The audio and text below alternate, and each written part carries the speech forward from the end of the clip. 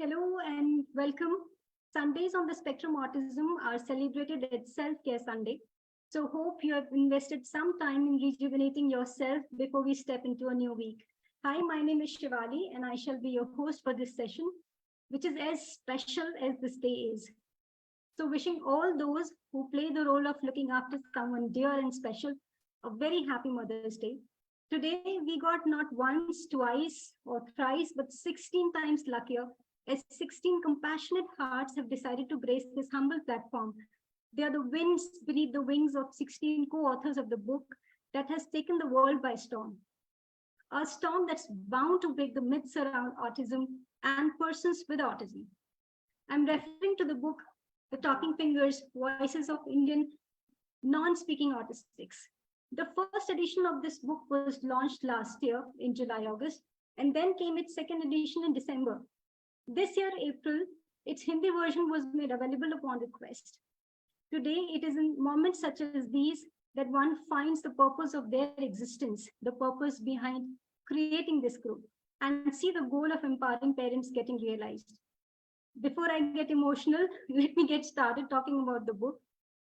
The authors of this book were given 20 questions, which included talking about themselves, their likes, hobbies, and ambitions, and how they would like to be addressed as autistics or persons with autism, whether they would like to accept being autistic or change it, their sensory world, and so forth. They were asked some very radical questions, such as, do autistics like empathy, and their view on neurodiversity, disability, and inclusion.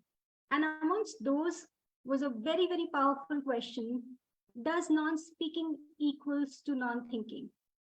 And if you have read the book, you would agree with me that all the co-authors aging between 9 to 27 have answered these questions brilliantly.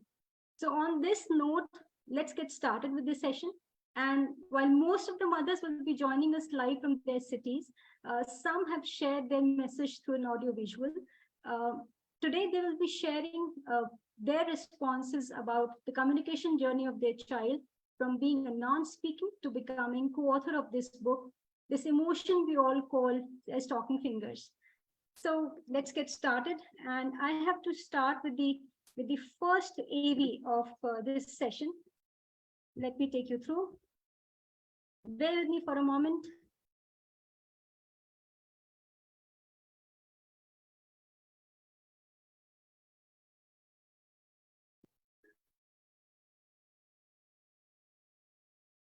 The first co-author is Adi Narayanan, and this is his mother. Hi, I am Indu, mother of Adi Narayanan Nair. He is also one of the co-author of the Talking Fingers. Okay, Adi is a minimal verbal. He can express his his needs in ways. Even though he will express his needs, but we were missing something from him. Like any other parent, they wish to hear their child's jokes, their dreams, their arguments, their opinions, etc. Like that. We were also missing that one. So I was waiting. At the age of 6 years, the therapist told me that Adi can write it with a physical support. So that was a very happy news for me. I asked her how I can help Adi. She guided me, and initially his handwriting was not legible. We done a many exercise and his handwriting improved a lot. And during that time daily we go for a evening walking, and I used to narrate him, share my childhood memories with him, and I used to write a short stories like daily life events. From that short stories I given a questions to him. Like that, I worked with him initially. Then I slowly noticed that he started writing a poems, his views, and like that. Even though Adi writes it, I found that there was something missing from him. There is some barrier is happening between us, because sometimes I will forget to take a pen and paper, or an iPad. So his communication was blocking there. To remove that one, I made him to write it with his index finger on my palm. So even though anywhere we will go, if there is no gadgets or paper, his communication was not blocked there. He can communicate with me at any time, at any situations, because my palms are also available with him every time. Now Adi is able to type it independently. He will type it within his index finger. It is very slow, but he is improving a lot. How the writing helped in our life. Adi has a health issues. He has like he gets a pain after the food or any exposure to the environmental or chemical stimulus. His diagnosis is eosinophilic gastroenteritis. Initially, when Adi was writing, he never told me that he was feeling a pain. Through the test, we came to know that Adi is having a colicky pain. So once I came to know that, I taught him the concept of pain. Once he learned that one, he started pointing the locations to me. Then he started generalizing and things like that. He do the WhatsApp to the doctors and he tell his problems to them, and some of the doctors are trusting his writing also. So we got a treatment right now after 7 years. That was the much benefit I got it from writing. So mainly our communication goes within writing mode only. Anything he wants to tell, he will tell me in writing. Recently, I used to do a discussion with him whenever I feel that he is having some behavior. So we do a discussions. It's an open discussions like that. Recently, I will tell you one example. Recently, he came to know that he when he irritated with me, he screams at me, and he makes a loud noise at me. He will come and in front of me to my face, he will make a loud noise. That time I will feel like my heartbeat is going very fast. So recently I discussed with him. I told him that I have a high cholesterol. So whenever he will make such a noise with me when you are irritated, my heartbeat will go fast. It is a risk for me. Then he told me that he will try to reduce his volume of sound and he will try not to irritate me also. And now I can observe that he's not making such a noise with me, and he's very calm child. In between he comes and kiss me and tell me, "Amma, okay." So that was the concern from him I got it. And some of the examples there are with him also, like whenever he feels the activity he doesn't want to do it, he tell me that he's not interested. So I will here our main communication mode is writing, and trust your child. Initially you will feel that whether your child writing is correct or not, but I will tell you all the parents that trust your child, you move forward, and you will see a miracle in your life, I can say like that. And thank you for listening to me. So നിങ്ങളുടെ കുട്ടികളെ വിശ്വസിക്കൂ, നിങ്ങൾ മുന്നോട്ട് നടക്കൂ എന്നാണ് എനിക്ക് പറയാനുള്ളത്. So that was so beautifully explained. I had goosebumps, my hands were shivering. I would request all those who are watching this session, please keep a handbook ready. Take your notes. The most important point which the parents are going to be sharing with you tonight, this evening, is about their journey with the child. And on that note, I would invite my second guest of the evening. She is the co-author Aditi's mother, and she's here with us. Yeah. Hi, I'm Shweta Shivatsan. I'm Aditi Sominarayan's mother. Aditi is 17 and she's one of the co-authors of the book Talking Fingers. And if I have to describe our journey with Aditi for these 17 years in very few terms, including her journey with communication, which of course is an integral part of it, I would, probably say that it's a road that's less taken. Not only is it a road that's less taken, it's a road where all the probabilities went flying outside the window, a path that was filled with a lot of uncertainties. Yet here we are today. Aditi is a published author. She's also won an award for one of her fiction novellas, and she's an avid blogger. And if somebody had, told me, say, even 5 years ago, that 5 years down the lane, this is where Aditi is going to be, I don't think I would have believed it at all. So what's the one thing in her life that made a huge difference? I think it's the fact that she found her voice. I think it's the fact that she found a way to communicate that made, a world of difference. It was like a shift in the tectonic plates, For us, Aditi communicates using Avas, which is a text-to-speech app. She uses the text-to-speech version on the iPad to communicate. And she's somebody who writes short stories. She's somebody who writes novellas. She's somebody who writes a lot of fiction and non-fiction blogs. Those she writes on her Mac using the laptop. She types using the laptop. All of this change started after she was introduced to Avas, because she's somebody who is, minimally verbal. And today being the Mother's Day, right?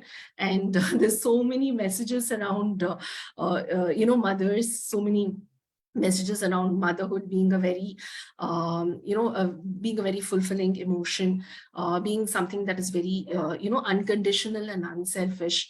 And selfless. There's one thing that I really want to reiterate, especially to other parents, young parents of children who've just been diagnosed as being on the autism spectrum, right? Motherhood is not at all selfless. And, there's nothing unconditional about it. As parents, we do what we do for our children with the expectation, with the hope, that one day they pick up skills, with the hope that one day, they're able to define their own identities, with the hope that one day they figure out what is it that they want to do with themselves in life, right? And this is our attitude for any child, be that a child with autism, be that a child who is normal. But what happens with neurotypical children is that, they get to interact a lot with the outside environment, be that with their friends, be that with their school, be that with other people in the family, be that with extended family. A lot of this interaction becomes very limited when a child does not have the ability to communicate, when a child does not have the ability to interact, right? But that by no means,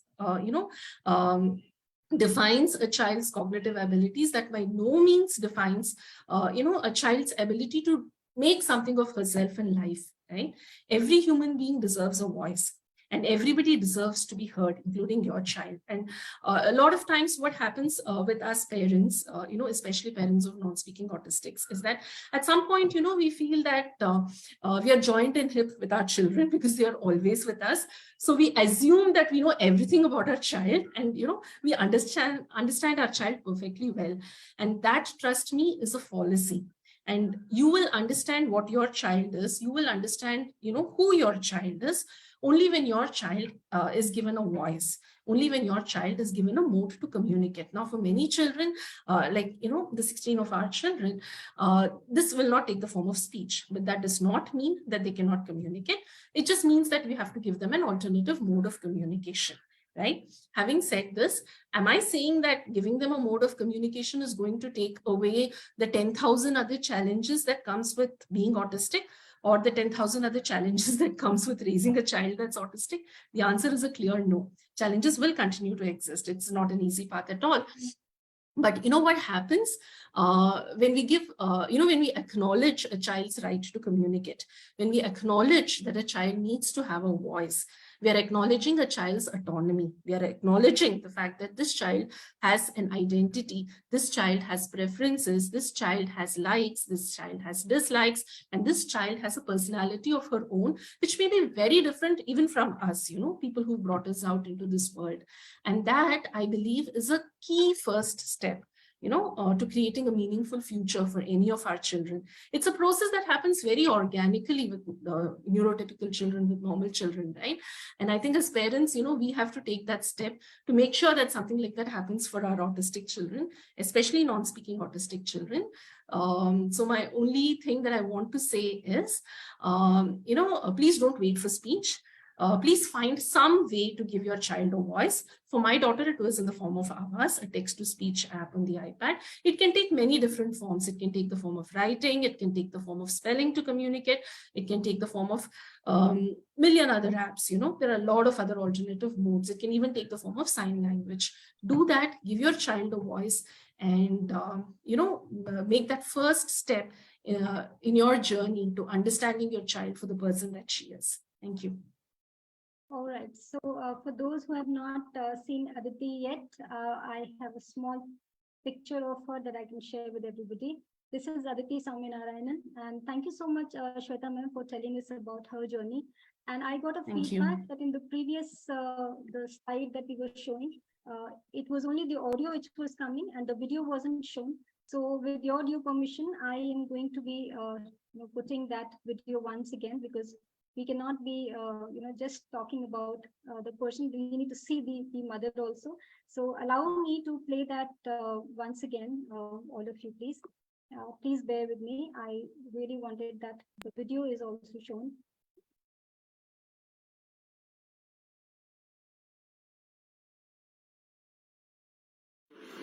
Hi, I am Indu, mother of Adi Narayanan Nair. He is also one of the co-author of the Talking Fingers. Okay, Adi is minimal verbal. He can express his his needs in words. Even though he will express his needs, but we were missing something from him. Like any other parent, they wish to hear their child's jokes, their dreams, their arguments, their opinions, etc. like that. We were also missing that one. So I was waiting. At the age of 6 years, the therapist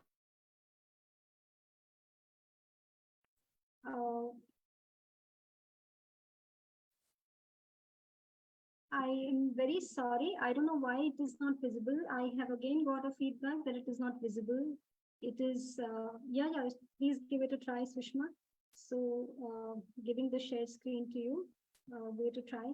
So we are trying to make the audio and the video come together, and for some technical reasons, it is not coming there. So Sushma will give it a try, and yeah. So what you see on your screen are some beautiful, beautiful mothers. These are the mothers who have worked with their children from a very early stage, and it is their effort and the reasons why this book is with all of us. This book is available on Amazon in English and Hindi both.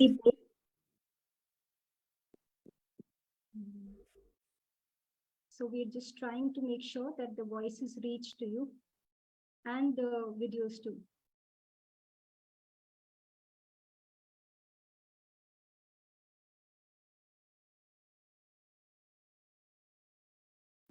Are you playing it, Sushma? No, we can't see the but video. we were missing something from him, like any other parent.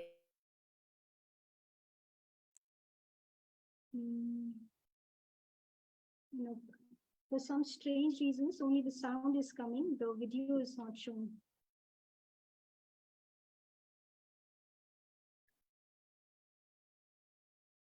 Okay, I think you can stop share. Let's just move on ahead. Let me give it a try at a later time. Let's invite Ritu ma'am, who is the proud mother of Akshat, and I'm putting her on the spotlight for you. Hi ma'am, good evening. Hi, thank you, Shivali, for having me here.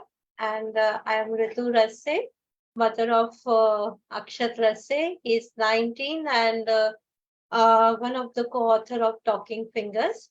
So, communication is, of course, one of the most rewarding phase of our autism journey too. And being non-verbal, seeing Akshat communicating is, I think, I had never thought of, and I'd never imagined that he would be able to communicate in such a way that he's doing now. So, and we used to converse. on daily routine topics, and he likes so much those conversations that he like to give his opinions, he express his views, and at times he differs with me on various topics. So I had never imagined something like that would ever happen. So, and it all started because he developed some behaviors at his pre-adolescence years, and I was told that those behaviors are because of lack of communication. And I was suggested to use AACF as alternative mode of communication. So I started using the app with him, and within a couple of years he picked that app reasonably well, and started expressing himself, his need, choices, wants, and later on emotions through the app. So it was really very heartening to see expressing himself. And then at some point, I realized that his understanding has developed to a level that he was ready for elaborate communication too. He was ready to answer why and how also. So then the app which we were using had some functional limitations. The text feature was not there in that app. So I thought I should explore some other medium also, so that he can express himself elaborately. And that was the time when I started exploring typing also as another medium with him. And I think it took almost 2 years to go to the typing, and Akshat learned to type, and he started expressing himself through typing. And I was just astonished to see when he first shared about his sensory experience. In fact, I'm getting goosebumps right now also. So when he first shared about his sensory experience, that how he feels uh, in a crowd, how he feels when he hear a lot of sounds. So I realized that how much was going inside in his mind, and it is only because of the communication. When he was provided with a communication medium, he was able to express all these things. So it is very, very important, as Shweta said very rightly. She said it is very important to give our children a voice. That is very important. And every day I get this realization with Akshat, that he has a voice, he has a say on everything. He has his thinking, he has his mind, he has his opinion, just that we need to provide that medium so that they can express themselves. And during this process of developing communication, we both developed a bond and trust with each other. And that bond helped me to work on other things also with him. And I think that bond is crucial for any relationship. And that bond should be there uh, with any mother child, so that the child feels safe, and the child feel ki, yes, this person is there for me, this person will support me in any and every situation. So that bond is very, very important. And his communication grew very organically. Means I had never planned anything ki I'll do this, then I'll do this, and then we'll work on this. So nothing planned, just we went ahead step by step. So it grew very organically. And really, his conversations, the conversations that we do are, um, it made me also learn a lot. He In fact, I can say that I didn't teach him anything. He taught me everything. Whatever I know about autism, or whatever I know about neurodiversity or anything, he taught me everything. He taught me so much about patience, about acceptance. So he taught me everything. He is my teacher. And I would say ki, just believe in your instinct, believe in your gut, and most importantly, believe in your child. And be at it, whatever you are doing, be at it, be consistently, keep doing that consistently, and have patience, and you will be able to achieve whatever you are doing. That's it. Thank you so much, Ritu ma'am, for giving such beautiful, taking us through that beautiful journey the way that you said, very organically done. And this, ladies and gentlemen, is Akshat Rase for you. Thank you for raising him so well that today we are here celebrating each one of them. That takes me to our next guest, Mona Lisa ma'am, and I would request her to please come and share her journey. Mona Lisa ma'am, you there? Please unmute yourself. Yes. Good evening, everyone. I am Mona Lisa Shah Singh. I am Devanshi Singh's mother. Devanshi is now 11 years old, and she contributed a little in the wonderful book Talking Fingers. So basically what happens with all the children or any person with autism, the main problem is communication. The main problem starts, and I feel that's the greatest challenge in autism, because a child, a person with a very active thinking mind, if they are not able to express, they are not able to interact with the outside world and express their thoughts, it's very, very difficult.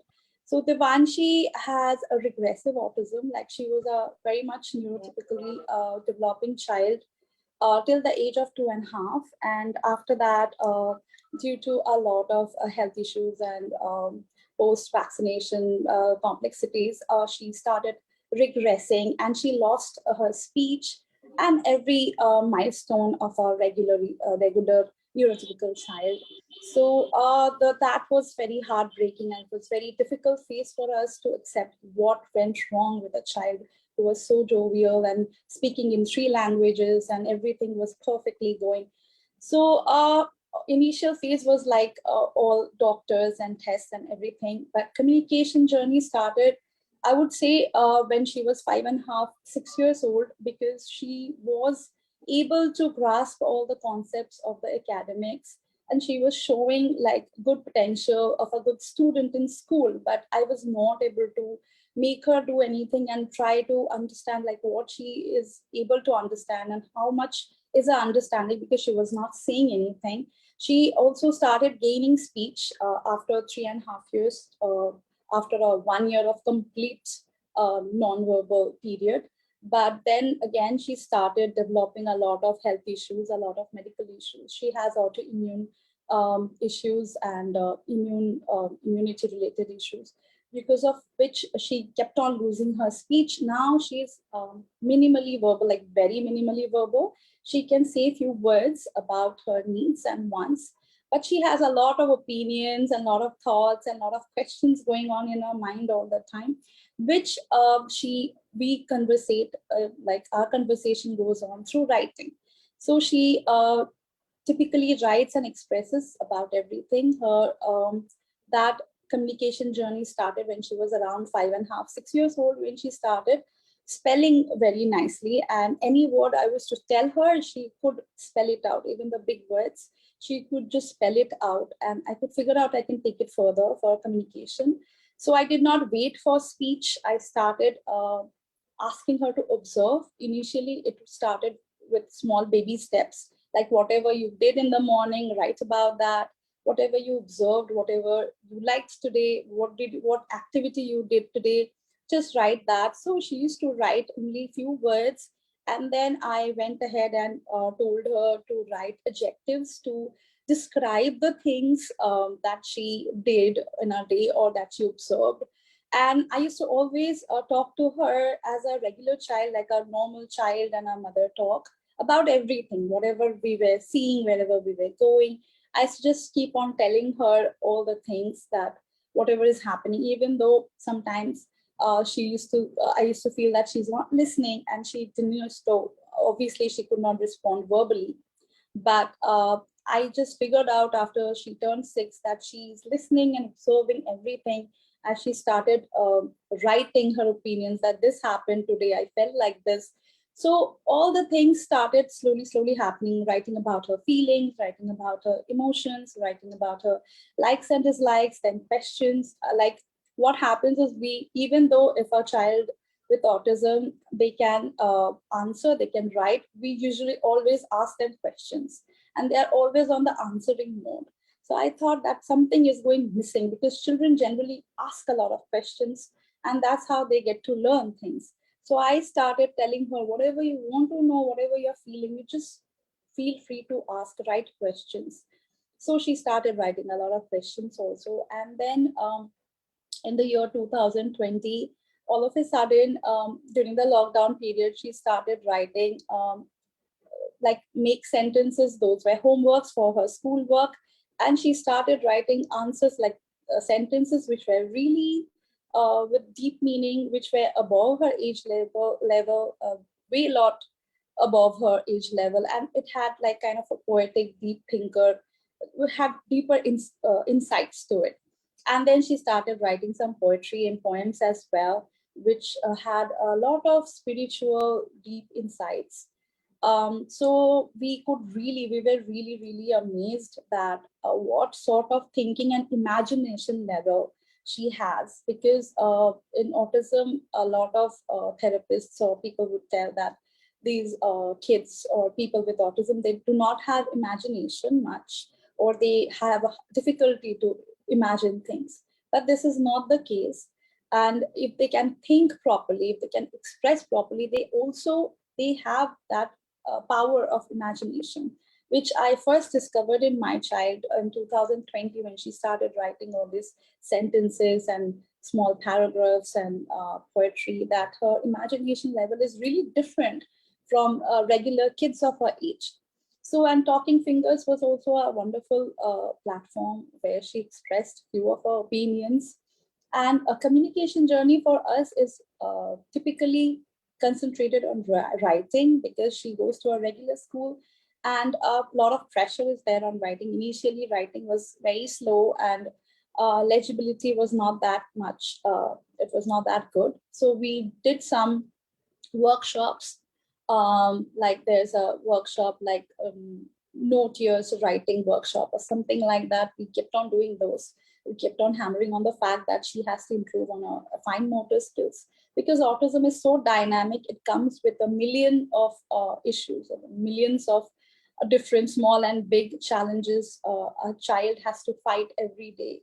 So these kids are very brave. So what they don't get is opportunity, and people don't get to understand also. There's a myth in our society that if a child can hear, there is no hearing impairment, then, and the child can hear but still is not talking, is not able to talk, that means the child is not understanding what we are saying, or they do not have the like the cognitive ability to talk. That is why they are not talking. But this is a very big myth, which I'm sure the book also busted, and it needs to be this word needs to be spread in the society, that it is not that if a child is not able to speak, there are different reasons behind that, which is a major cause behind autism: communication issues, verbal communication. But that does not mean that they are not thinking, they do not have the ability to express their opinions. They have so many thoughts, so many opinions, and so many different things to tell the world. And it is about giving them the right opportunity. Right now, she can type also, Devanshi, but it is a slow process for her. And I'm also trying out AAC for her, so that it becomes like more dynamic for her. She's not always stuck to like a pen and paper or pencil. She's not dependent on it. She has other avenues also to express herself whenever she needs to express herself. So in a restaurant also, she orders her own food, and wherever she goes for shopping, she chooses her own thing. She makes her own shopping list. She makes her own wish list for birthdays. So everything happens that way through writing, and she's able to say all these things, express about her whatever happens in school, however she's feeling. So it's a big blessing, I would say. Obviously, which other parents here also said earlier, that it does not solve whatever there are lots of challenges that autism comes with. It does not make our children's lives much easier, no ways, because they are going through so many sensory issues, medical issues, and lots of other issues every single day, every single moment, which comes easy for us, like any neurotypical person. Anything that is an easy task, it can be very, very challenging and very, very daunting for our kids. So they are dealing with that, and they are trying to do their best. So they are incredible human beings. But able to express themselves is a great blessing, and it's a great outlet for them, which makes them feel that they can also be a part of the society, and they can tell others what they're actually feeling. So communication and the trying to give your child the right ways to communicate with the society, with the parents, it's very, very important. Thank you so much, Mona Lisa. Thank you so for taking much. us through the journey. Thank you so much. We were trying to show the pictures, but for some strange reasons, even the pictures are not being shown. So if there's a technical guy who's watching this session with us, please come to help these women who are very compassionate. They want to show the pictures and show the videos to all of you. So please come and help the mothers. Tell us if we can break this technical glitch that we are facing right now. And that takes me to my next guest. I would request, before we move further in this session, please have your notebooks handy, take your notes, because these are lessons for life that we're getting. And I once again would like to thank all your mothers for creating this time, coming to this conversation today. And that takes me to my next guest, that is Padma ma'am, Anudeep's mother. Ma'am, please unmute yourself.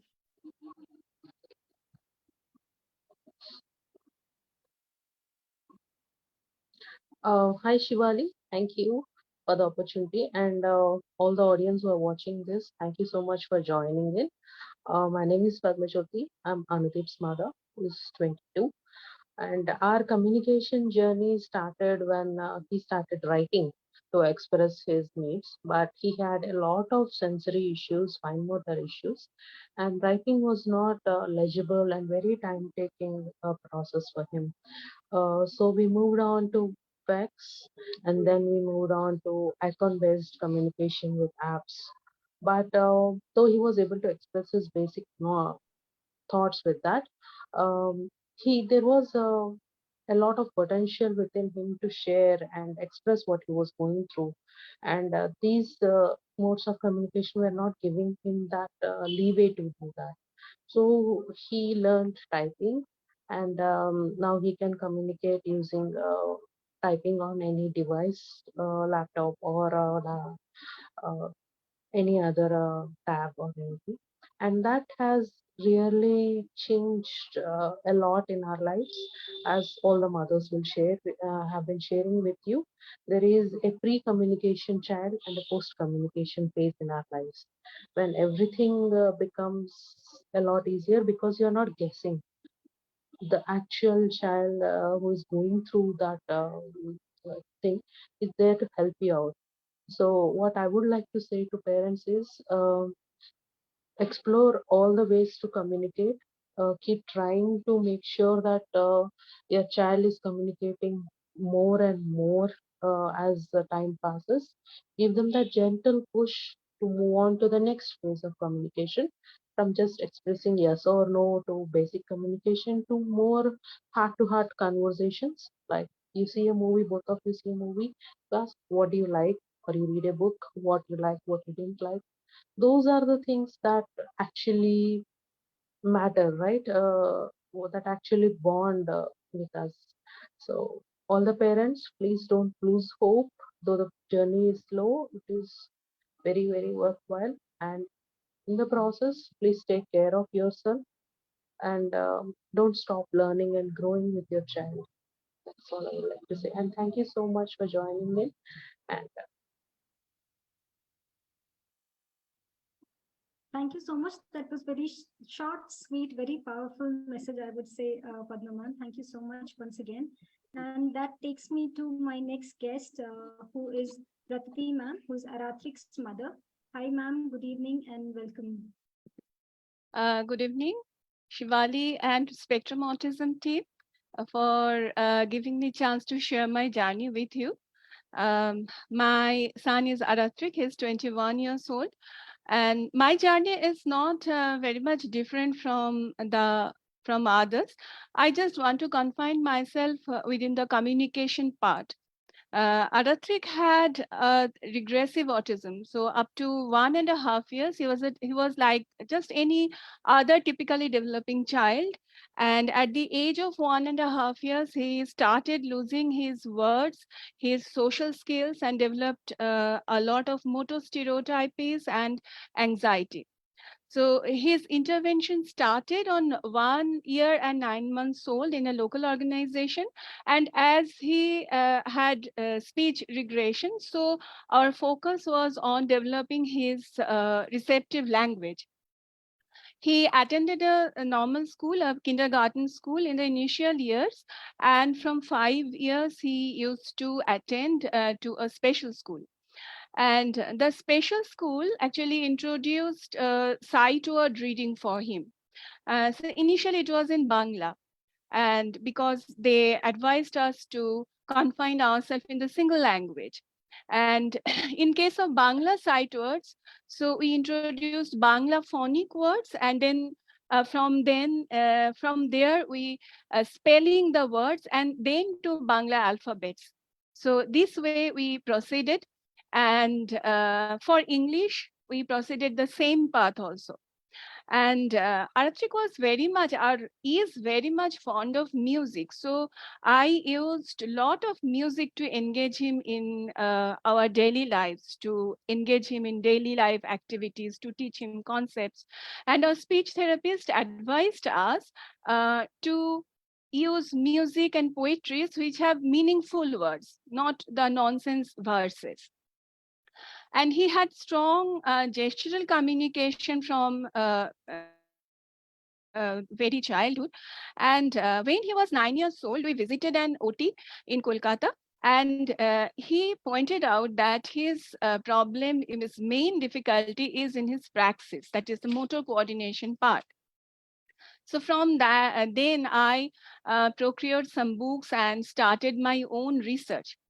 So he was taught to communicate by pointing to things and using picture cards.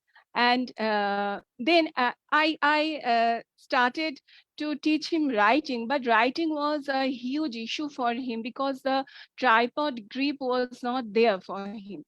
So the occupational therapist advised me to teach him typing when he was 12 years old. But I was a skeptic, so I didn't try then.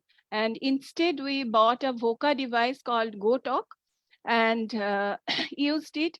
And then smartphone came in, and I inquired about Avaz, but in our locality there were no people who can help me in exploring the app-based communication devices. So when Aratrik was 17, I read two books. One is Tito Rajarshi Mukhopadhyay's How Can I Talk If My Lips Don't Move? And another is Naoki Higashida's The Reason I Jump. And then I decided to teach him typing. So, and my goal was to teach him, the very basic things, so that he can type his name, his father's name, or he can fill up a biodata form, which he used to fill up in a work system by pasting cards. So we formed a plan, and after 1.5 years of rigorous practice of typing alphabets and copying his known things, that is the name of the body parts, action words, feelings, calendars, etc., then he started answering in single word. The open questions he started answering in single words. And then we formed a lesson plan by children's books, the English primer books and the science and general knowledge books, and formed lesson plan, asked him questions. And after 2 years, he started, it was a very monotonous task. I don't know whether I could take it or not. So after 2 years, he started communicating in full sentences. And as Mona Lisa, she said that it came out to our astonishment that he is very, very thoughtful person. And he's, the person he seems to be from outside. Uh, it has no, it has no, there is no similarity between the two persons. Initially, I thought there were two persons in him, which I see him from outside. And when he types, when he point to a letter, and his thoughts poured in the laptop screen, it was, it was a huge emotional turmoil and bewilderment for us. But gradually we settled in, and yes, it is a boon for us. And he can communicate. So writing as typing is a primary mode of communication for him also. Right. Thank you so much, ma'am, for sharing this journey.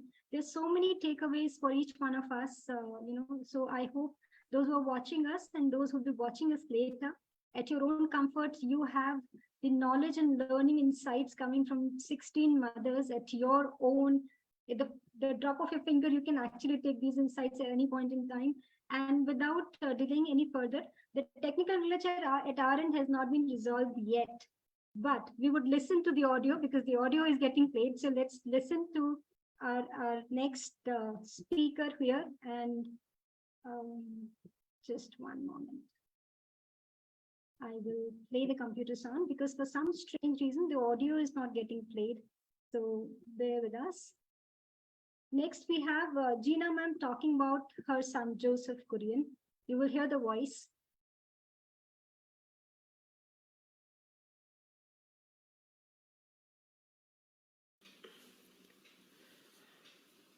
My name is Gina, and my son Joseph is one of the authors of Talking Fingers, and he is 24. Joseph was diagnosed as autistic at the age of 4 from CMC Vellore. Joseph had communication difficulties, and he was not playful. Doctors and therapists always reminded me of the importance of communication in Joseph's life. So we tried speech therapy in the early days, but that was not successful with Joseph. Then we tried picture cards. That was also not successful with Joseph. He has undergone an Ayurvedic treatment at the age of 7, and at that time he started typing. Joy was no measure at that time when I came to know that he knows everyone and he has a sound understanding about the surroundings. In few days' time, he wrote his first poem on coconut tree. He needs a lot of support on the shoulders in the early days, but with a lot of massage, he could pick up typing. Now he loves poems, he loves many languages, he loves travel, he can enjoy pot painting, and he has a voice on all topics. He's very watchful on all the movements of the cosmos. We can understand all his difficulties and his way of thinking because he can put that into words. So his typing is like opening a big treasure box. So the message I like to convey is bringing up an autistic child is really challenging. We cannot take it up unless we take it with a lot of love and patience. Take everything happily because we won't get an immediate solution for all their problems.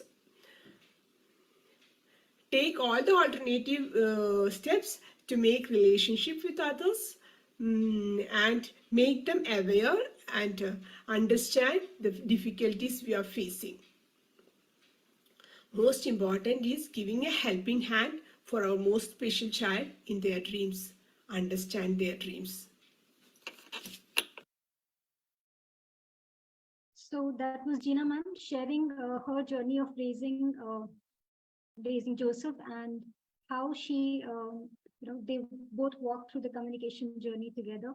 And that takes me to my next guest. That's Neha Kulkarni, who is Navneet's mother. So, hi Neha, I hope you're there. Yeah, hi. Hi Over to Shivali. you, Neha. Over to you. Hi Shivali. Hello everyone. Firstly, a very happy Mother's Day to all. Um, my son Navneet Kulkarni is also one of the co-author of the book Talking Fingers, and he uses rapid prompting method for communication. I introduced rapid prompting method when he was around 13 years old. Before using our RPM, our communication was only through gestures. First 10 years was more struggling and challenging for us, because it was only through gestures, and only the need-based communication was happening. As you know, the likes, dislikes, and emotions were something missing. In he wanted to express, he may have expressed, but it was very hard to figure it out for me, what he is about to tell. But when I introduced the rapid prompting method, our life totally changed, and he started sharing all his emotions, thoughts, and his deeper insights of autism, and our life totally changed. And it was most what to say. I don't know how to express it. It was filled up with more full of happiness, emotions, pain, everything. It was blended of full of emotions when I introduced RPM. And slowly he started sharing his experience about his autism, about his sensory challenges and all. And he started writing about poems and articles and all. So I must say that communication is every child's right. Every child needs communication, but when it is through only gestures, it is very hard to figure out. So we have to find some alternative ways for communication.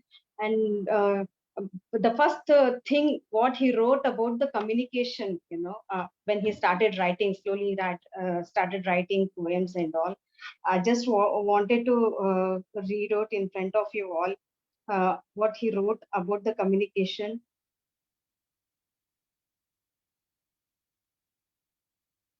Just a minute.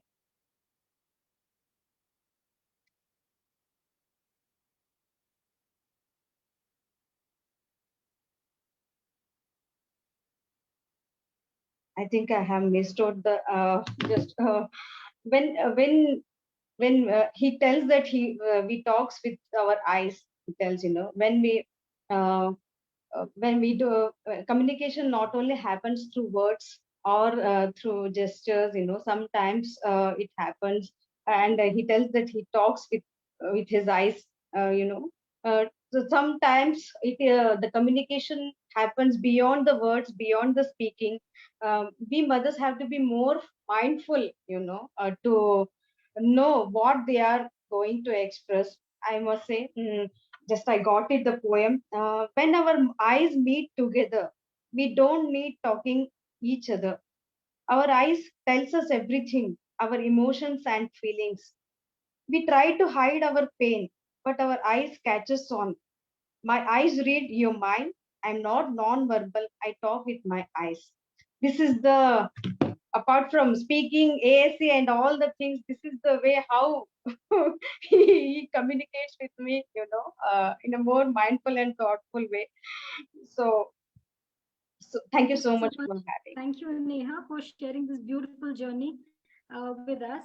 And here, one of the audience viewer who's writing, Poonima Shivraman, she says, "Happy Mother's Day to all lovely, brave mothers. Stay blessed." She is the Amma of our group. And she further says, "Life moves on with challenges, but a Ma is created by God to face all situations." So thank you so much, Poonamma, for joining us today. And that takes me to the next audio. I can't call it an audio visual. It is just an audio today, unless some technical person helps us with this. So let's hear the audio. Next, we have Nirada's audio will be playing, sharing with you. So here we go. Her mother, Minnie ma'am, is going to be talking about her journey. Hello, I am Minnie from Kozhikode, Kerala. I am mother of Is the Nirada voice audible Shashidharan, to everyone? who is one of the co-authors Yes. of this Talking Figures. It's very feeble Nirada here. has a brother, an elder brother Navneet, and her father is P.T. Shashidharan. I am here to share our journey with autism. It started 19 years back when Nirada showed some sort of regression after she had a chicken pox infection. We consulted a psychiatrist, and he advised she's having autistic features and should be careful about her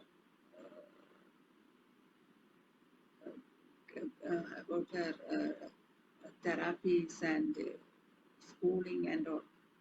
When we started schooling at 2.5 years, and along with that, speech therapy.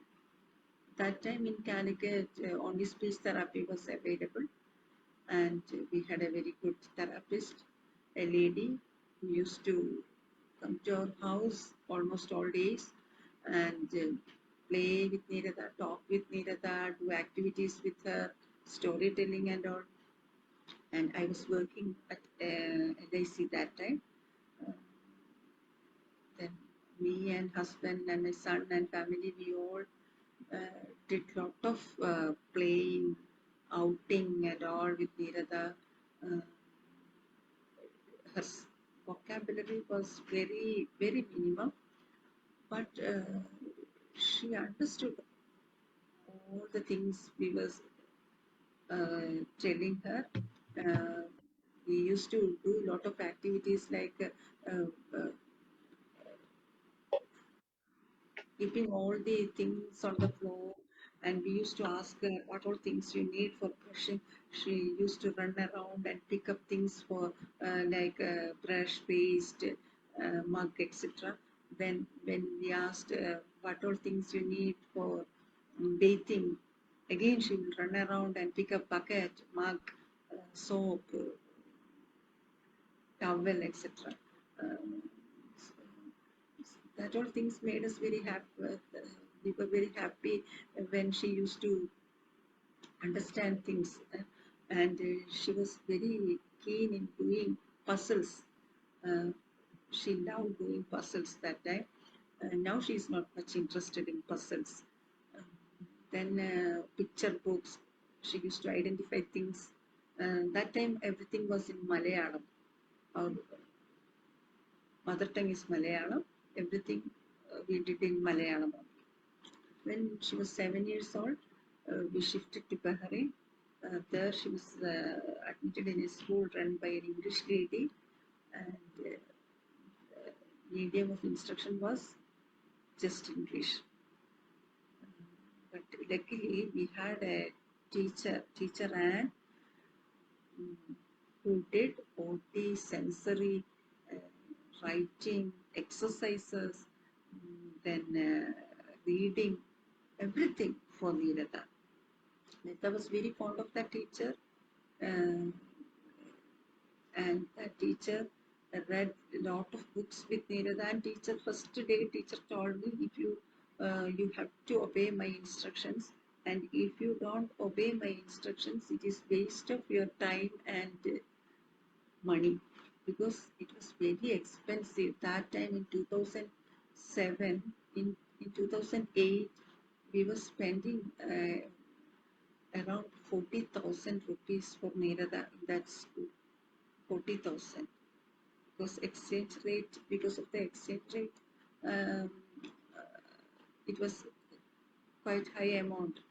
So teacher warned us, if I am not obeying her rules, it will be just waste of time and money. So I worked very hard. Whatever the teacher told me to do, I used to do. I used to do all those things. She read a lot of books for Nirada and will send those books home and give me a note saying, I finished these books, now it's your turn. First, I was wondering how I can read all these English things with Nirada. But when I started reading books, I was surprised. Nirada pointed me all the big words, then all the characters and all. And I was sure she's understanding all these things. Then basic maths, basic science, everything. Then my son suggested, why don't we do laptop for her? And she used to answer things in the big laptop, keeping it on her lap. She used to type yes, no, one word answers. After that, she picked up, she started writing sentences. Then first in 2009, August, 2010 August, when she was 9 years, she wrote her first poem about rain. Then came a poem about me, her father, her brother, about animals, about social things, current affairs, uh, about refugees and all. So I was very tensed in the beginning. In the beginning of our autism journey, I was really very much tensed, and I didn't know how to go forward. But once we started communication, the whole family is much relieved. We feel very happy. And when she writes these beautiful poems, extremely happy. My request to young mothers, don't panic. Try your best. Spend maximum time with your children. Don't just stick on speech therapy. And instead of spending much energy on speech, try to enhance the comprehension level of your child and expose them to variety of the things like sign language, PECs, computer, pen and paper, and finally they will be able to share their ideas.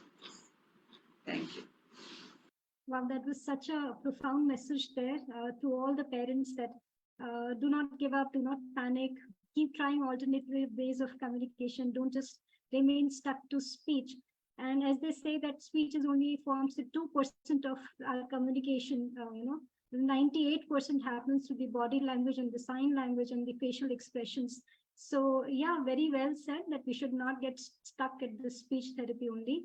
Now I take you to our next participant, next co-author, who is Nishan.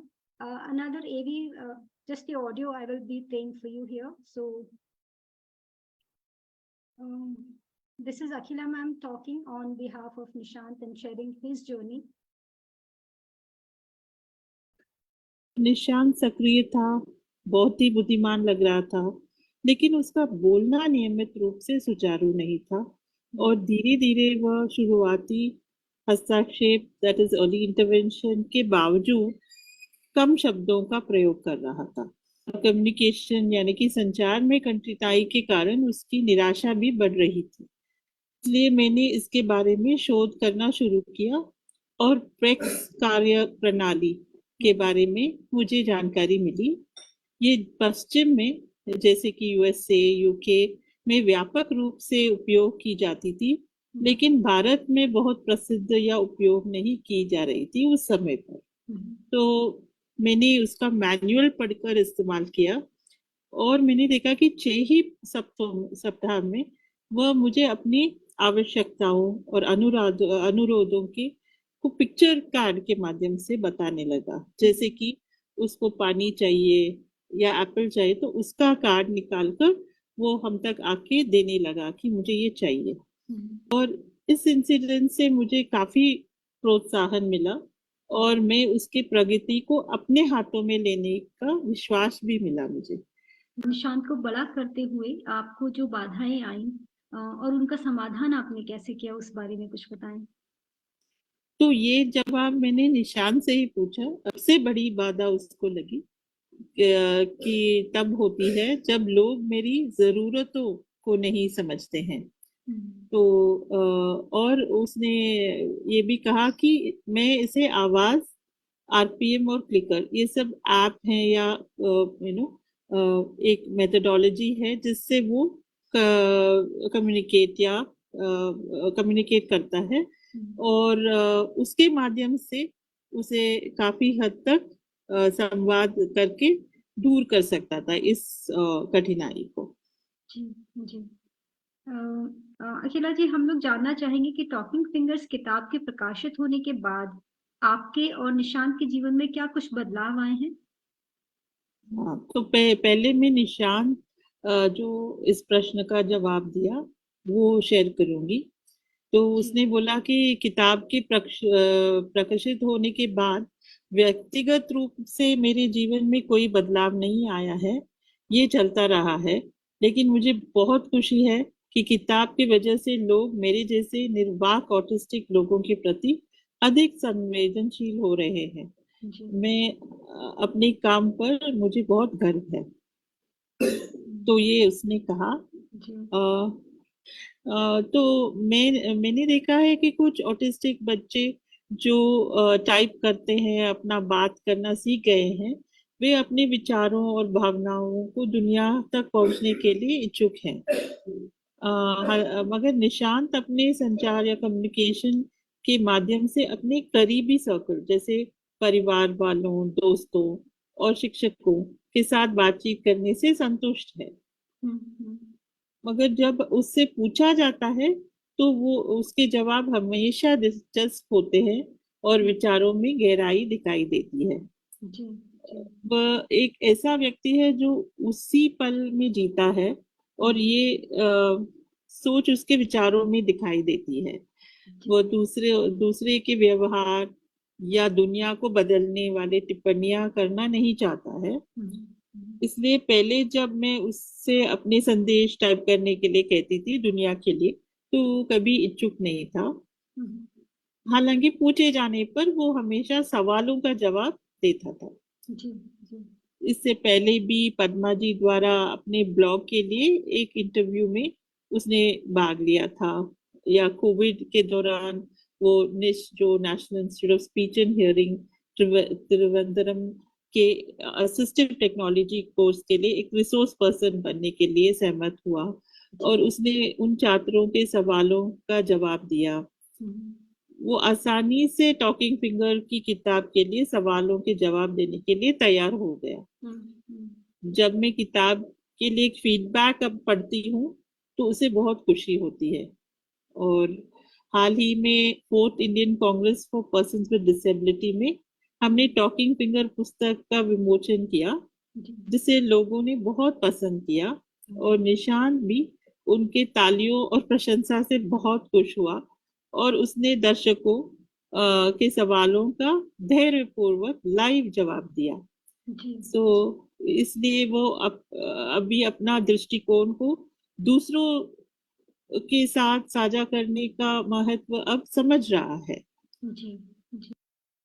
So these were some excerpts from an audio recording that we did some time back. Or Akila ma'am was talking about Nishant's journey and how he is becoming an advocate to talk about the non-speaking autistic persons in India.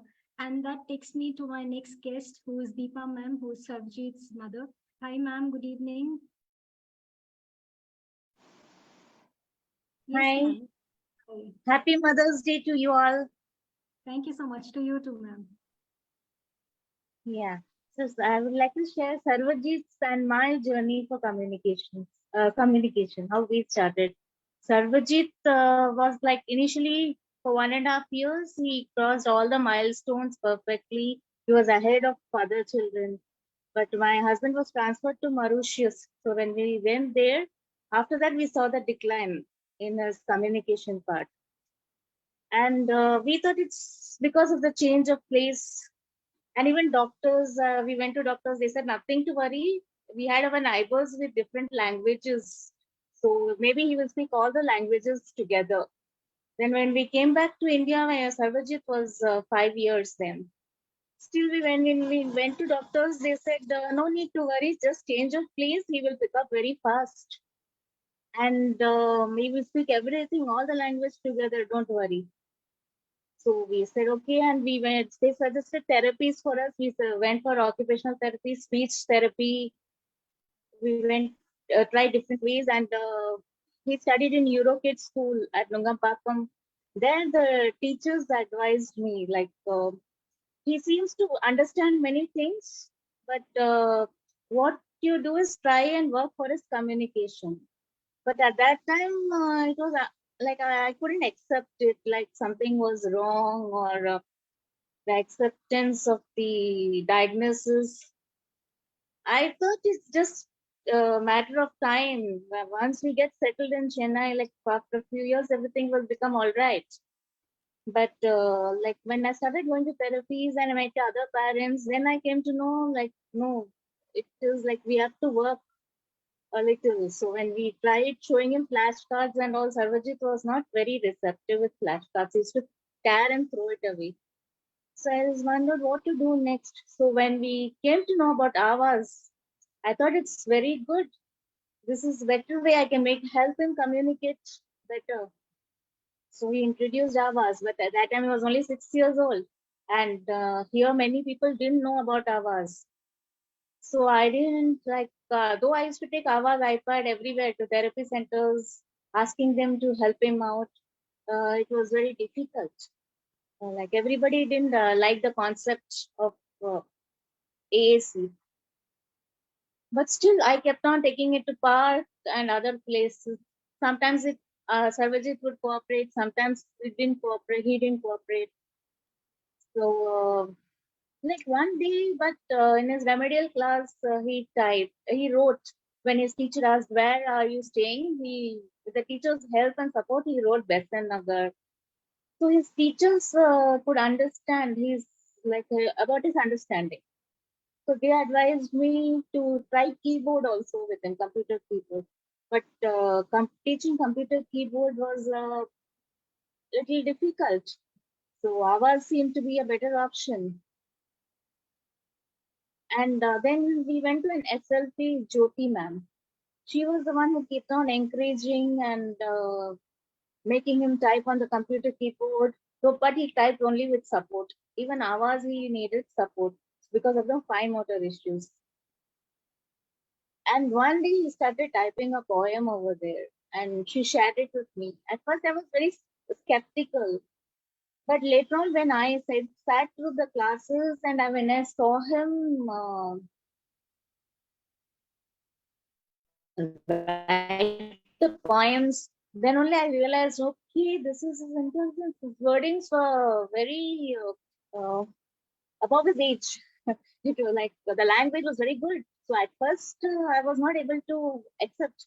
But once when I started practically sitting with him and working with it, then only I came to know, like, okay, this is what my service is all about. And I'm trying to teach him ABCD. And I'm upset he's not getting the sequence and this, but he's able to write sentences. Okay. But even then, for communication, for saying his needs, he was not typing in the computer keyboard for that. So I tried with Avas, and then I came to know about RPM. So Suja, one parent, she had like one day we had been to her place and she introduced us to this RPM concept. So I tried to blend Avaz and RPM for Sarvajit. And that's when one day he typed shared Avaz. So I said, shared Avaz with whom? He said, other parents. He typed. I said, how? He said, group. So I understood. He's asking me to open a WhatsApp group. So immediately I came to know like Avaz is helping him. So he wants to share it with other children. Like, so they also get a voice. So immediately I said, since I knew some parents of the scan parents group. I shared it with them and we opened Avaz group for the parents so that all of us can practice together. And then it became a all India group. Now it's in Telegram also. And then our journey of communication started like that. And every day we did little. And one day Sarvajit was not in mood. So I asked him what is the reason. In the keyboard he typed respect. Then only I came to know, oh, he felt we were not respecting him. So these small instances gave me the confidence. And that's how this journey began for us. And it's still continuing. I wouldn't say we have overcome everything and we're very happy now for everything is over. No. Still the struggle begins. Sarvajit is a teenager now. This year he's completing 15 years. And meltdowns are still there. But it has reduced because of this communication. And it has helped a lot. So, and even now, I was hopeful Sarvajit will speak, and he has started little by little, and he's saying a few words from now. So, always the positivity helps. Be positive and be hopeful. Never give up.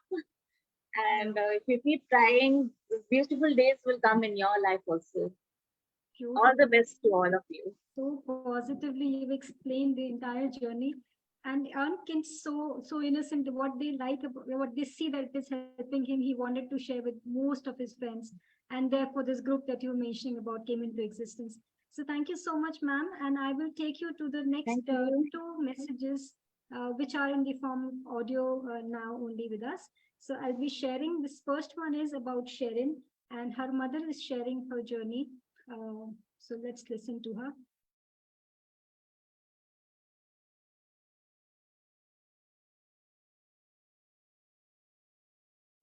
Hello, I am Sangeeta, mother of Sharon. Sharon is a minimally speaking autistic girl of 21 and her interest is in writing poetry, English poetry. From her very young age, she was interested in looking at or reading storybooks, picture storybooks. And by the time she was 2.5 years old, I understood that she could identify Malayalam and English alphabets as well as digits, numbers. And that helped a lot in giving her a means of communication. Speech is definitely the most spontaneous and gratifying means of communication, but if speech is not developing, you have to take an alternate route. Just like when we are traveling, we often come across signboards, road closed, take deviation. So, when her speech was not rising to a level, not getting age appropriate, I found out that she could write.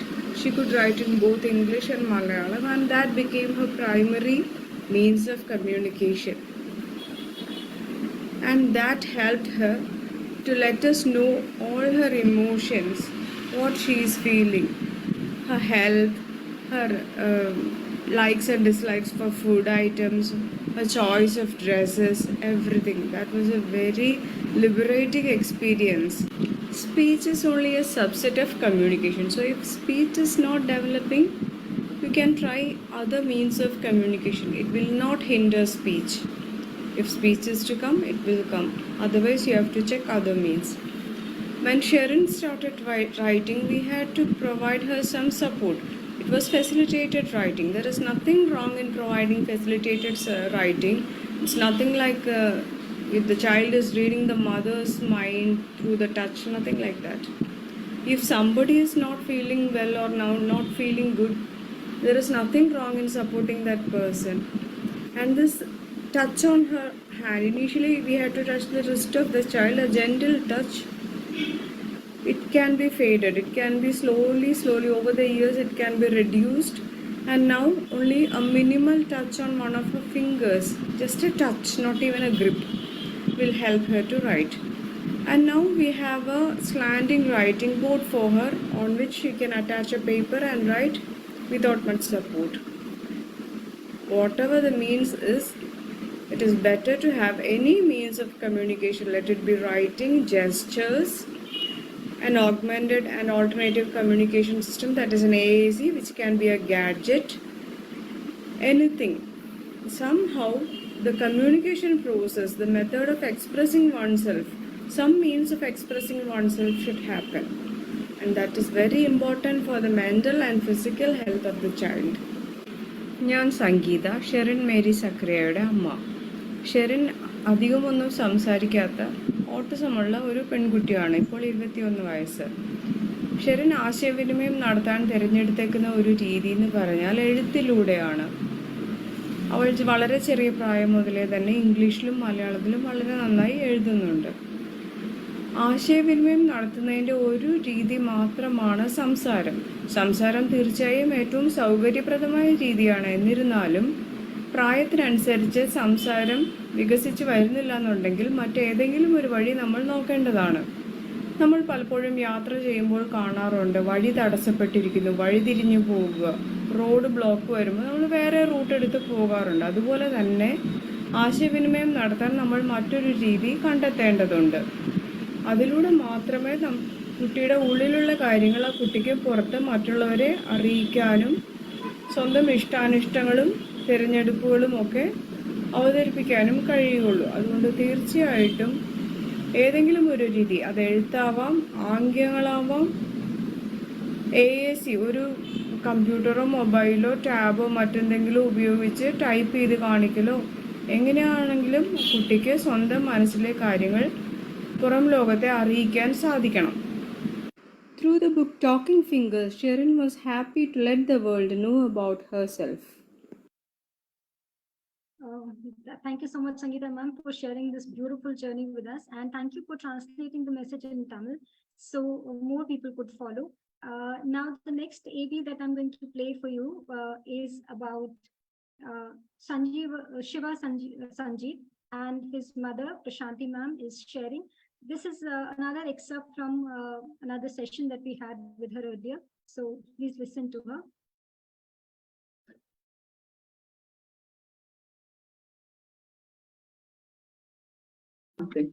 There was no imitation. Then the journey started.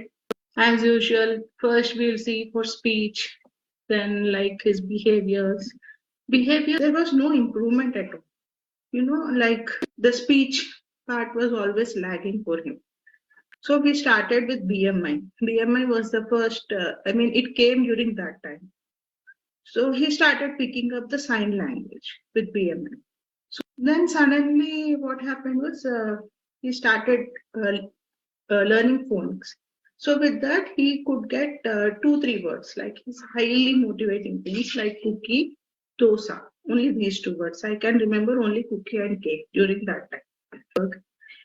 Then there was a therapist, special educator who was very good actually. She found out that he's hyperlexic. He can read, although he cannot talk, he can read very well. What happened was during that time, she went too fast with it because he was picking up things so fastly. And I have to match her pace, right? So during that time, what happened? He got too much stress and he got eye allergy, and which took almost like 1 month of the time to recover from that phase. It was around 6-7 years. And the things were going like that. We started a special school for him, and he was like coping well. Then I was like thinking, okay, this is what happens, like once we go to special school, we feel like relaxed, we want to relax. I was in that mode. Then pandemic happened. So before pandemic, Luckily, I had this mindset that, I know everything because I was into groups, I was advising people. But I happened to attend one training, executive function training by Miss Seema. She is from Mumbai. It was online, the first online one. I found that what I know was very little. Visual schedule, visual processing, auditory processing. There are so many things that we have to take into account. So that was like little life changing for me because that like got that light in my mind. He has to do more conversation. There should be, and speech was not working for him at all. It was a workshop by Akla ma'am. It was communication training. So there she taught about PECs, AVAS, and then I started AVAS for him. So I started using for lunch. Basically, his highly reinforcing time, breakfast and dinner. But then somewhere that got stagnated again. Because I was mostly using for only, food items and all that. Then, which I could remember was he wanted samosa. He was telling in his own language, which we are not understanding. So he simply went, he bought his avaz and he searched for samosa and showed us that he wants samosa.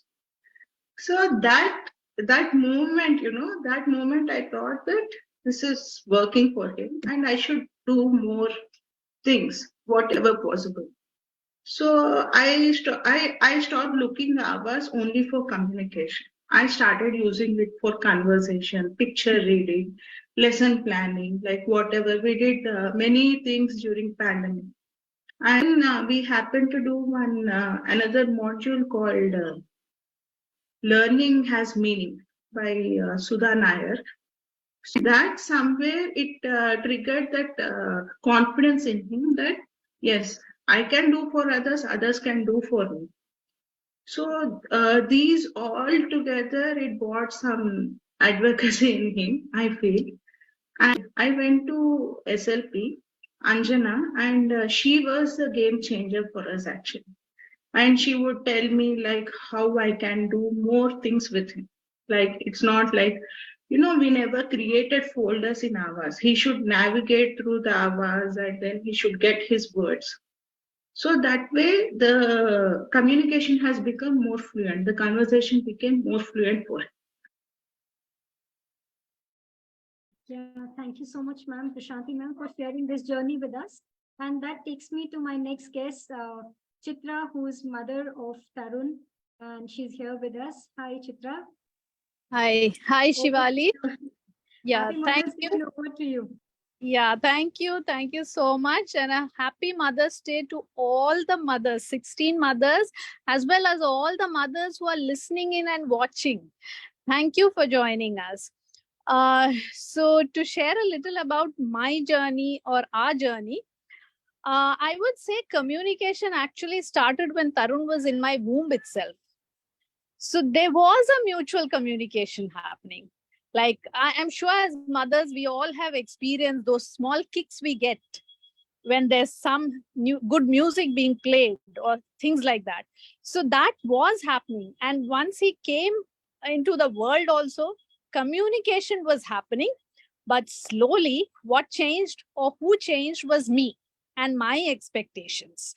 So my expectations started moving towards expectation of speech happening. And that is where I fumbled. And when the diagnosis came, the expectation for speech also skyrocketed because as parents, we are always told that you have to focus on getting speech. If speech doesn't come, then the world ends. That is the message that is given to us. So I changed track and that didn't help us at all, of course. But all praise to this very special person called Priya, who was a special educator who came into Tarun's life when he was 7. And all along, we had always felt that he could understand way more than he could express. He's at present also, he's minimally speaking, but he prefers to address himself as non-speaking. And so there was no speech as such. And so we assumed there was no communication also happening. But we did feel that he was able to understand a lot, but we didn't act on it. Yes, there were a couple of things that I did, couple of things his therapist did. The regular therapies were taking place, speech, special ed, OT, and all that. So his speech therapist did something really nice. So she was very honest and she told me that there is a struggle for his speech to develop. So there is no point in just forcing the child to articulate the words. And what she did instead was she worked on his language. So she did a lot of vocabulary building exercises, and it actually goes into the realm of special ed, but she did all that. And at the same time, something else that I did very unknowingly was read to him. Because as a child, I still remember when he was 1 year old also, he was very interested in books and he would hold the book straight up always. And I would always wonder, how does he know so, like, to hold it? This is the position you hold the book in. But it was much later that we realized that probably he was already understanding and reading it, but we didn't realize. So because of that initial interest, I used to read a lot. So that was one of our most favorite activities. It still continues to be. And I think that also added to his language developing. So those base things were set up. And around 7, when Priya came into our lives, I call her an angel. And Tarun holds her in high esteem. I think he places her even above me, I would say. She just took a chance. She just gave him some hand support to write. And his writing was terrible because he has severe apraxia and severe fine motor difficulties. But she gave him hand-on-hand support on the wrist. And what came forth really shocked us. He was writing in full sentences. So she went into a spree of checking what all he knew. We realized he knew Hindi, he knew math, he knew a lot of things. And also, he knew that he was autistic. So that really shook us. And for a week, actually, Priya didn't share it with us also, because she herself was very stunned. And she was also there are lots of skepticisms that come into your mind also when you're giving full hand support. But then finally, when she shared, of course, I said, no, I don't think so, because I've never heard of anybody other than Tito. So Tito was the only person who was non-verbal who wrote or typed to communicate. And then when we went on the internet is when a whole new world opened up. We came across things like facilitated communication and a lot of other people who are communicating, who are non-verbal, who are communicating. And at that point, I also got to read this book, Ido in Autism Land, which is a book written by Ido Kedar, who's a non-verbal autistic. He's an adult now in the US. And that really changed my whole understanding of autism itself, I would say, because so many of the things matched with what we were experiencing with Tarun. In the book, Ido actually talks about he knows the answer. He's looking at the answer, but his hand won't go and touch the right answer. And there were so many opportunities where not just me, but his therapists and teachers had also said, we can see he's looking at the right answer, but I don't know why he's not picking the right answer. And that was that book was a game changer for me. And then, of course, and he was already in the regular school system. So what we did was we shared that this is what is happening.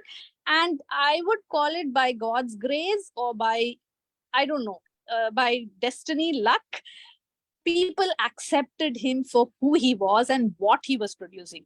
There weren't people who were questioning, no, this is not Tarun doing it. So slowly the hand support did move from the wrist and it reached up to the elbow.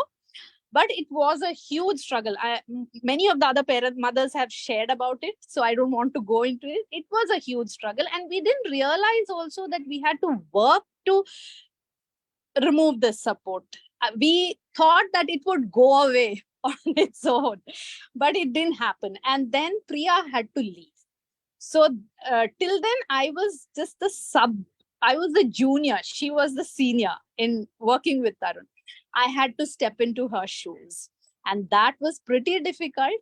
But I also realized I have to push him to become independent, because the support is not going to make things easy for him. So and at that time, I also read like what Prashanti mentioned about executive functioning, and also about the whole core muscle strengthening need, that like, though he's physically active, everything is there, but there are weaknesses in his muscle system, and that is why he's hypotonic, and that is affecting his whole like ability to type independently.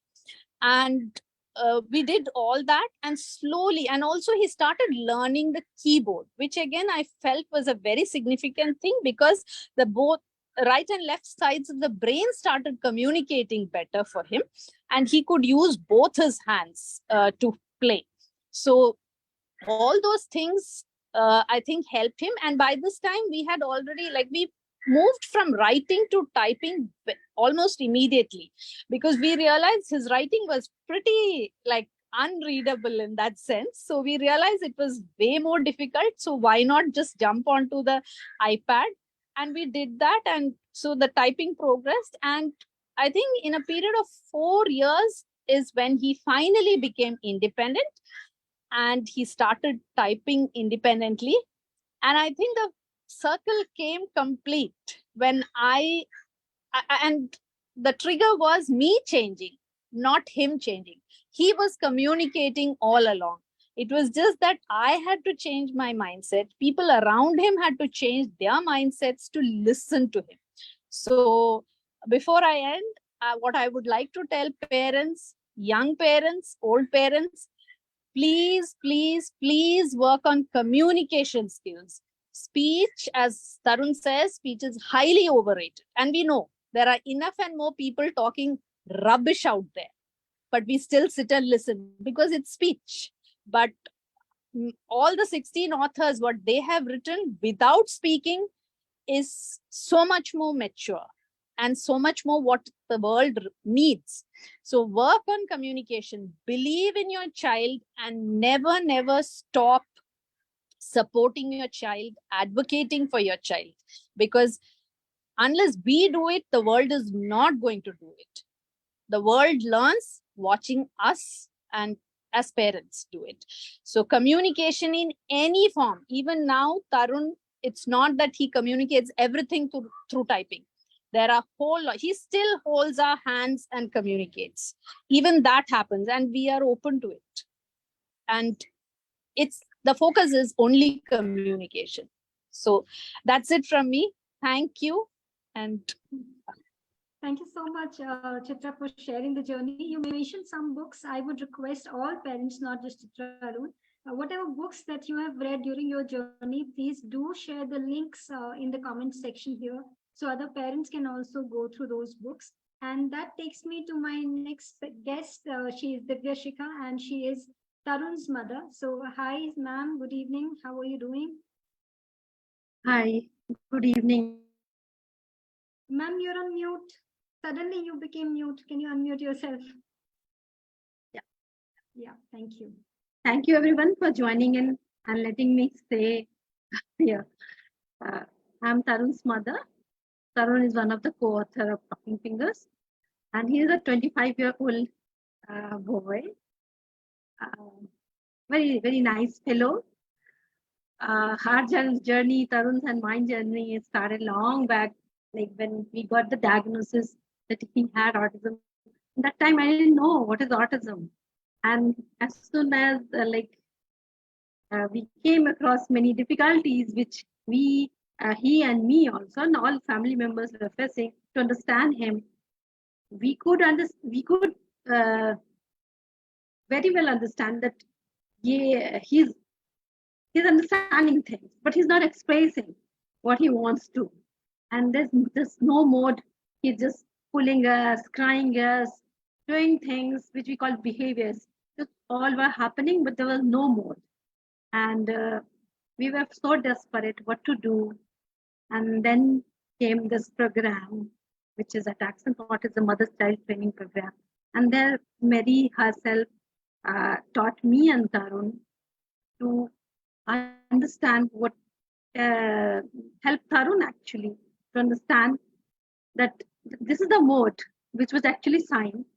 That sign could fetch you things, could help you say your things.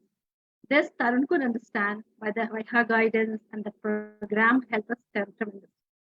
And Tarun is a very good learner. He learns everything very nicely and very quickly also, but not speech. Speech was very difficult for him.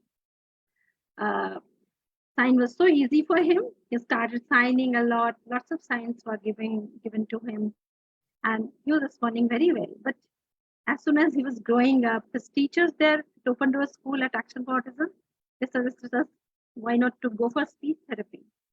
So there was one speech therapist they referred to, and we went there. She was actually a very good fellow. बहुत अच्छे से she did things with him. Like Tarun Paul's mother was sharing that he was very fond of books. Similarly, Tarun was also very fond of books from the beginning itself. And he used to read the book. I didn't know kya kar raha hai, what is he doing. But he used to sleep with book, be with book all the time. Lot of book he had. And it seemed that he's so studious. When we see how the way he was seeing the book, it seemed that he's reading. But we didn't believe he क्या read कर रहा होगा, इसको तो कुछ अभी सुनता नहीं है, समझता नहीं है हमारी बात, and express भी नहीं करता है. We were not able to believe that he's reading. He was actually reading. And very soon he started reading words. Actually, I started with sight word reading with him, and he catched the reading very, very fast. And writing was also, he was interested in writing. He was very like quick to learn writing and alphabets and all. Handwriting was also okay. So writing he picked up, but the spelling was a struggle. Like remember, and I could remember what myself also when I was very young. I also dealt with a lot of spelling issues. I didn't remember spellings of things, Hindi, English, anything. So he was like me that time. And nowadays, like we have gone through many things like sign, then speech therapy. He was able to read the letters and words, and the speech therapist tried to like blend those sounds and make him articulate those sounds. But he has some apraxia issue. Those half sounds are really difficult for him to pronounce and speak out. So speech also, like, it didn't develop so much, but he has certain words, few words he speaks, and he tries to speak. And he finds really, he gets very happy when he speaks, because people around him admire when he speaks, because it's general, agar bacha bolega sab theek ho jayega. And those he could read his people around him, that everybody wanted him, expected him to speak. So he was very like effortful. He tried, and he just a minute. Sure, ma'am. Thank you so much, Divya ma'am, for sharing your journey with us. And that brings me to my last but not the least, the most impatient person, I would say, Alka ma'am, for waiting for the turn. And over to you, ma'am. Unmute your mic, please. Yeah, a very happy Mother's Day to all of you lion mothers, I would say, who have been fighting all these challenges to have faith in their children and have taken them to the next and the highest level. Am I audible? Yes, ma'am. Yes, you're very much audible.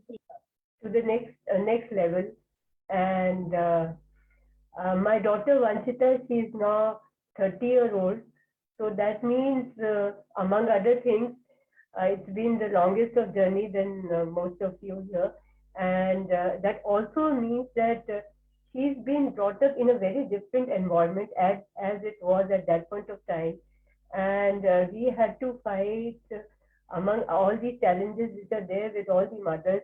We had to fight certain more challenges because at that point of time, the scene was very, very confusing. More than us, the professionals were very disillusioned.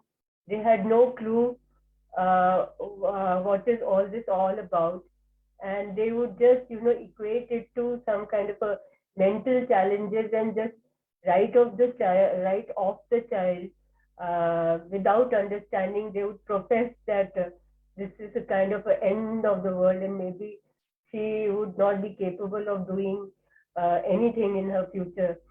But we kept our faith in herself and ourselves also.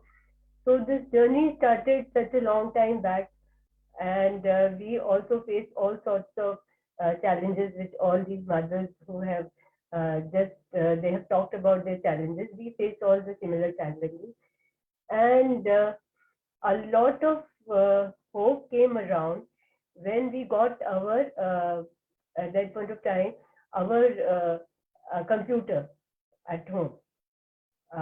She was around 5 years old at that point of time, so that was a big tool, a big stepping stone for us. So when I was communicating earlier, also when I was showing her books and all, so the moment I would start with Anchita, A is for apple and B is for boy or something, she would just go into behavioral problems, and she would just refuse to continue her learning. But when it just dawned upon me, why not to go the opposite way? So the moment I would show, okay, tell me where apple is or where the moon is, then she would point that out. So then I realized there is a lot of difference between her expressive and her expressive self and her receptive self, her understanding. So when we got this computer, again, when I tried to teach her through the conventional method of, phonics and all, and alphabets also, again, she refused. And she used to be she's a very musical person, as I suppose all these kids are. And she was very fond of movies and all. So she used to straight away, she has never learned A for apple, B for life. She straight away she used to write, Kaho na pyar hai, Kabhi Khushi Kabhi Gum, and mind you, her spelling would never go wrong. So, although some specialists at that time, they told us these are all waste. What is the use of all this? If she is not able to go to a shop and say that I want to buy certain chocolate, which is for say 10 rupees or something. So, that is the kind of feedback we used to get. But still, I said I always felt that her expression is most important, whichever way she feels happy and we feel happy. That is the way it should be. That is the direction one should go. So, when and typically as a child, when she was 5 or 6 years old, so she used to be clinging to me. So I had opened computer for her, and I asked her to paint. There was this coloring pictures, a typical coloring picture where you have to pick up different colors and paint it at the appropriate places. She used to just pick up one color and color everything in the same. So I was doing something when I came back and joined her. Then I saw everything is in yellow. So I asked her, I said, Vanchita, why have you colored everything in yellow? So because she says everything appears to be yellow. Said, but sometimes I find that you do something in green also. So she says yes. So then she wrote, she said green, blue, all these colors are eventually derived of the same color. Please go ahead. Are eventually derived of the same color. I said, how do you think that? Then she threw a lot of heavy words like spectrum, prism, and light, and all those things. Then my next question was, can you tell me more about colors? Then she said, the day and night will vanish if there are no colors. Which was such a profound thought. Yeah. So that is our first lesson with these children, that please, looks can be very deceptive as far as these children are concerned. Yeah. Never go completely by what it appears to be. How the child is behaving, how the child is looking, his body language and all.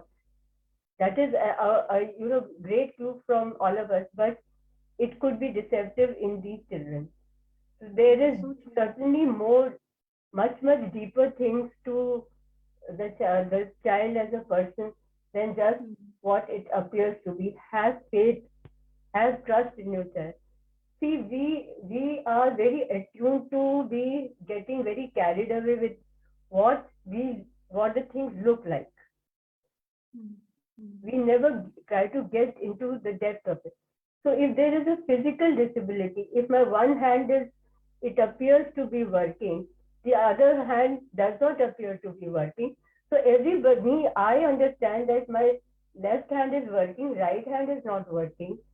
Everybody who sees me will understand that she has a problem in her right hand. But we can't just extrapolate the same logic as far as the mind is concerned. So mind, very generally, it's a very scientific and very huge domain, but in a very layperson's term, we have different regions in mind, different parts in mind, and all of them are responsible for certain functions.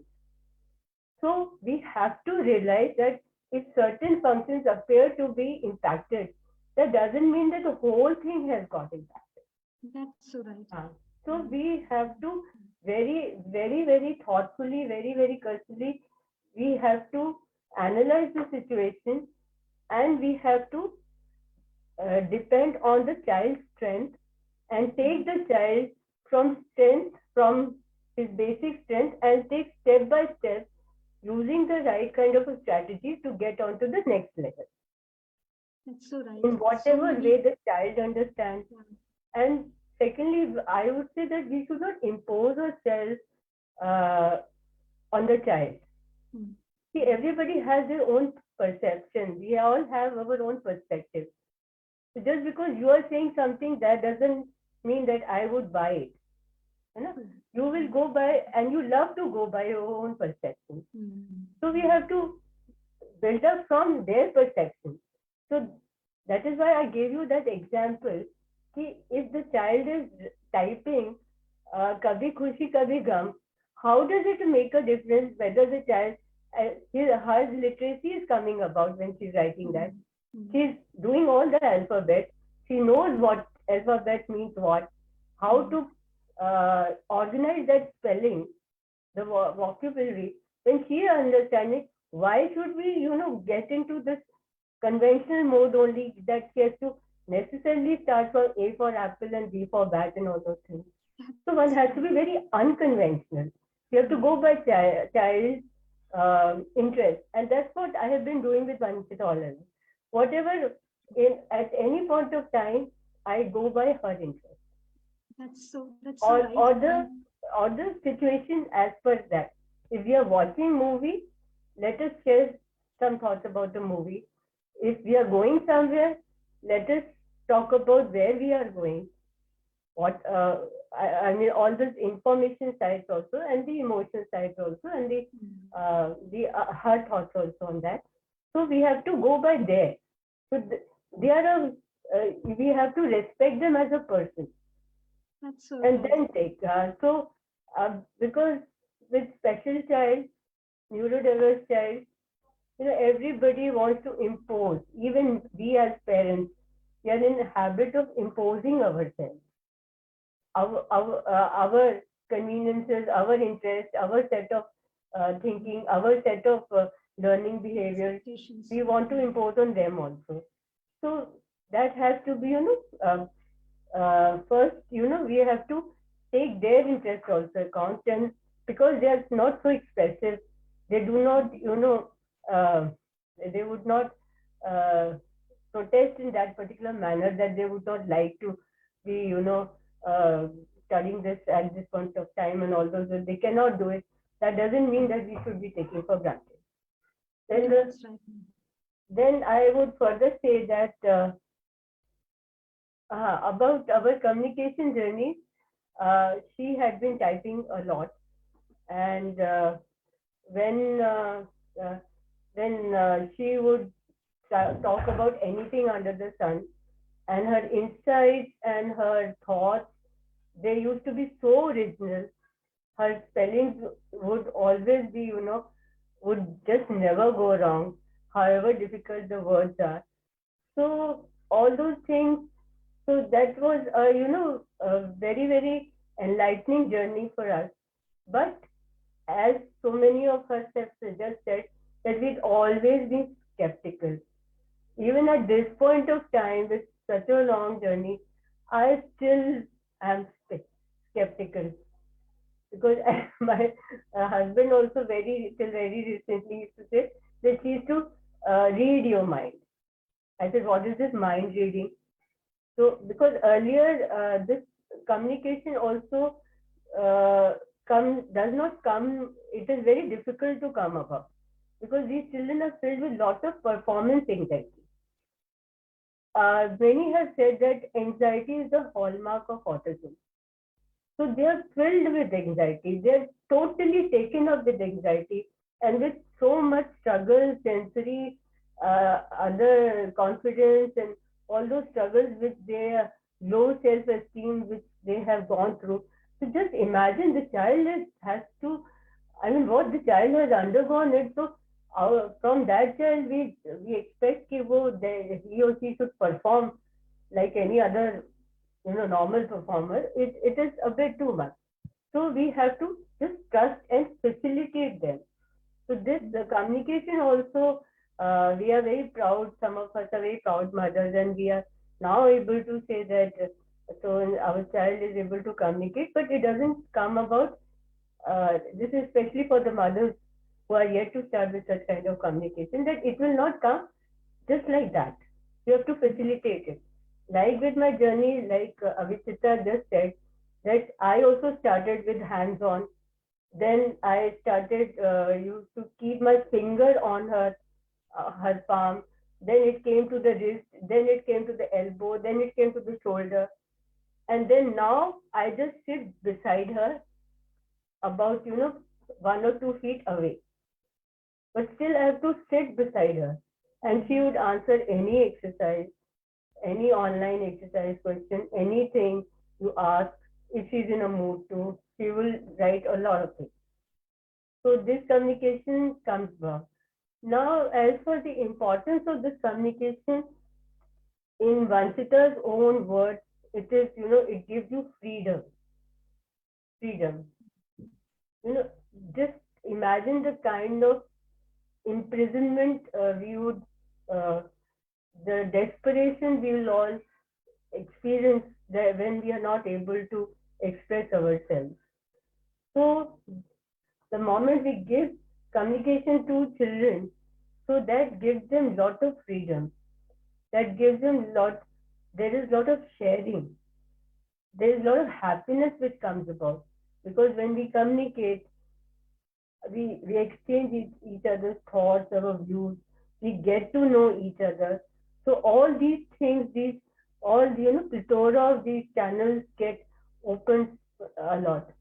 And then last of all, when we communicate on a public platform, or when we share these writings with other people, or when we tell them that is how they do, and perhaps sometimes they themselves communicate with a new visitor, that gives them a lot of respectability. So we have to very well realize that it is indispensable. It is not my choice that whether I would be going for such kind of a alternate communication if that speech is not being developing. It is a compulsion. We are duty bound to do that. We are morally bound to do that. So, and it is again a huge myth that such communication will come in the way of speech. It is always going to facilitate. It is always going to facilitate. So we have to understand, like a lot of us are wearing these spectacles. And if spectacles are taken away, we are not able to read. We all know that that doesn't mean that we cannot read. But you have to give me those spectacles, then only I can read. So such physical things we very well we catch so fast. So we have to be equally smart in realizing that such kind of a facilitated things have to be provided to the child if the child has any issues, any impediment.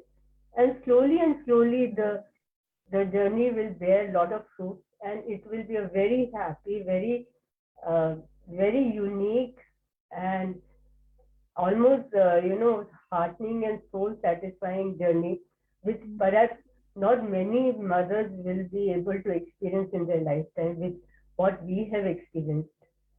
So our journey would have lot of lows also, sorrows also, but they will always have their beautiful, very nice high times also. Yeah, so beautifully described and defined. Alka ma'am, thank you so much for sharing your journey with Vanshita. And I would, I have been taking notes all along, all this almost 2 hours we've passed. It just doesn't feel like it's been 2 hours that we've been, talking, interacting. This session is loaded with insight, loaded with insight.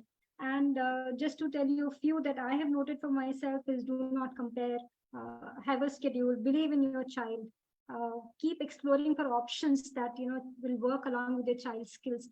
Believe in your child's skills and do not look at the disabilities. Partner with the therapist, very important. Keep your reference books handy. Look, read. Make your child also read, like at a very early stage.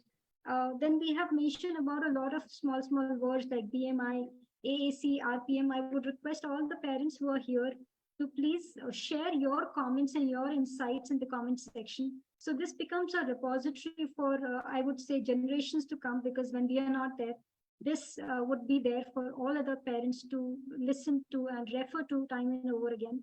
And thank you on behalf of the entire team for trusting us with this emotion. I've always called this book an emotion because when I first read it, it made me really emotional. And this is the response from most of us that we have reached out with the book.